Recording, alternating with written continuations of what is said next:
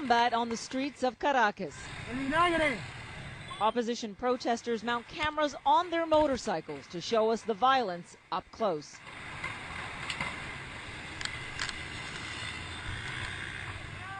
Protesters and police are squaring off after a razor-thin election victory for the government led to demands for a recount by the opposition amid accusations of fraud.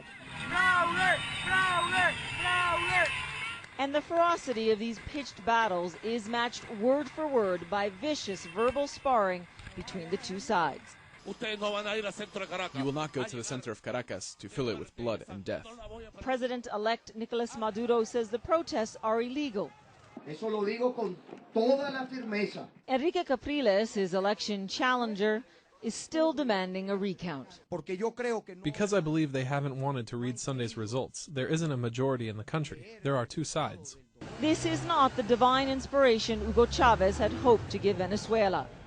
More than a month after his death, those at his shrine still pledge devotion. But to his successor, I think a lot of people don't know Maduro, so they didn't vote for him, she says. But here we are. It was very close. Chavismo, Chavez's brand of socialism, is losing steam. So even here in El 23, one of the most loyal neighborhoods to Hugo Chavez, you can understand why some people will have turned their backs on Chavismo, on Nicolas Maduro, and why it's because of the economy. A currency crisis and record inflation expected to reach about 30% a year means shortages are everywhere. This sign says only 4 baguettes per person. There won't be more flour until the end of the month.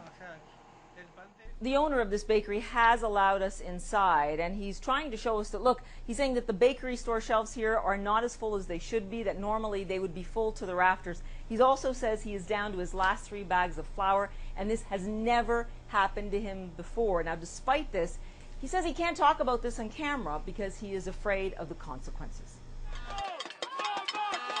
From the bakery to the street, there is fear about where all this is going. The Chavista government is ordering protesters off the streets. The election is over. We won, they say.